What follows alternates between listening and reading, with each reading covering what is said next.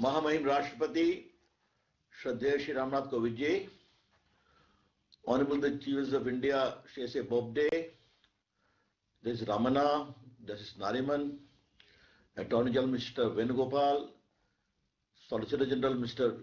Tushar Mehta, other distinguished Supreme Court judges, my good friend Dushyant Dave, President of the Supreme Court Bar Association, distinguished dignitaries.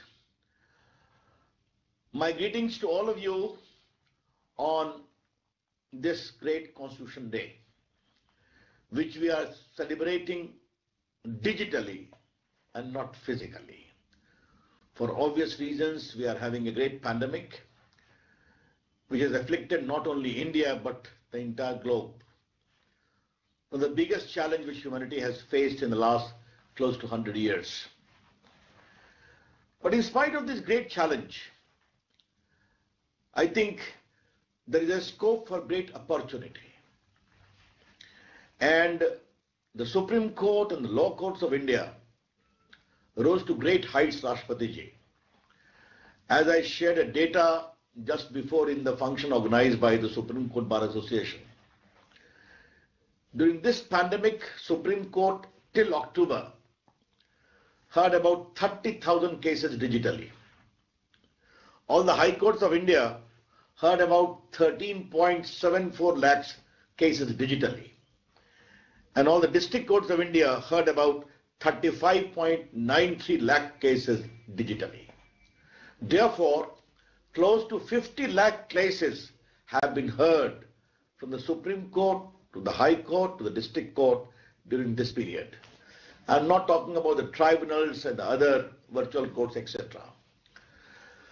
And in that, I wish to compliment, as the Law Minister of India, the Chief Justice of India, all the judges of Supreme Court, the law officers, the lawyers, the staff, High Court Chief Justice, judges, District Court judges, who really rose to the occasion and in spite of very inhibiting circumstances, through digital platforms, continued the justice delivery. And again, handling the IT and communication portfolio, Rashtrapati ji, the kind of stellar initiatives which the Chief Justice of India has taken in expansion of our technological footprint all over the country with 16,000 digital courts and other e-filing, etc., is a matter of great assurance. But apart from that, the great social commitment which the judiciary has shown in taking care of the needy, right from the Supreme Court to the Supreme Court Bar Association to the High Court to the District Court, is also a matter of great appreciation.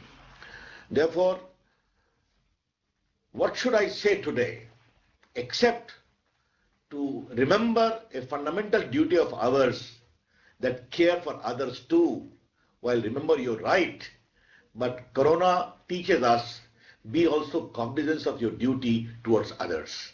I think that the first thing I need to reflect today.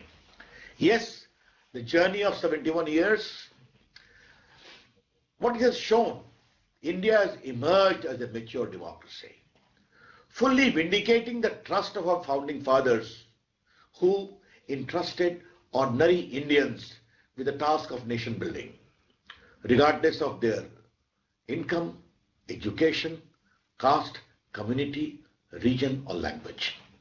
And ordinary Indians rose to the occasion who knew their power, they can change government by their franchise. And the sheer diversity of India with 1.3 billion population clearly holds the firm foundation of democratic polity through our elections and free and fair exercise. The second thing which we all need to recall, as very rightly pointed out, that our founding fathers were equally cognizant of our heritage. They rejected the concept of the British Empire and their propagators. The idea of India was given by them. And therefore, when they framed the Constitution, they consciously and deliberately decided to keep in the original Constitution the cultural, civilizational heritage of India, whether it is the Vedic life or the story of Ram or Krishna or other great from Ashoka to Akbar to many others, to Mahatma Gandhi, to Subhash Chandra Bose, to Shivaji, that this heritage must form integral part of our original constitution, sketched by the famous painter Nandlal Bose. I think when 71 years we have completed, these great legacies of non-violence, of commitment to freedom, commitment to equality needs to be remembered with all greater force. I wish to compliment Mahamahim Rashtrapati Ji, the stellar role of the Supreme Court of India as a beacon of freedom, as an arbiter of disputes, and as an institution which has also taken due notice of the nobler instincts of our constitution to foster equality. And as I said earlier, let me repeat in your presence, post-freedom, all the challenges which could arise anywhere in the world also arose in India, from caste conflict to communal conflict, to regional conflict, to language conflict, to everything. And here was the Supreme Court which came with judgment which the people of India accepted, and that we all respect. The second thing I would like to really comment today of the innovation which Supreme Court did, an injunction against arbitrariness. If Article 21 leads to denial through procedure established by law, by insisting that procedure must be fair, reasonable and just. Coming with the new innovation of basic structure, also imposing limitations on lawmaking, etc. We all applaud these innovations. But about basic structure, I need to reflect only one thing. The basic structure has to be seen in totality. Independence of judiciary is very, very important. Separation of power is equally relevant, as are other basic structure which has to be seen in totality. Of late, I see a lot of criticism of judiciary. Indian judiciary from day one has always welcomed criticism. Why not? Fair criticism. There has been very, very recurrent criticism of the institution of collegium and appointment of judges, with which some of us also share our views. But that is a different part, while giving due respect to these institutions. But of late, I see a trend, which is a disturbing trend. And what is that trend? I need to flag that today. The trend is, some people have a view as to how on a particular case to be filed or which has been filed, a judgment should come. And then there are narratives in newspapers. There are campaigns in the social media as to what kind of judgment should come. And if the judgment is not in accord with that, then there is a further sweeping criticism. I would say, if judiciary has to be independent, judges have to be left completely free to decide the cases in accordance with law. Because I don't think the founding fathers ever conceived, Mahamahim Rashtrapati Ji, that justice delivery should play to the gallery. That I think we need to all acknowledge. And therefore today, with very gently I must commend that expressions like judicial barbarism is totally unacceptable, regardless of the stature of those who mention these things about our judiciary.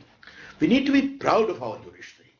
They have really held the hands of the poor and underprivileged. There can be some shortcomings. We need to work together to improve.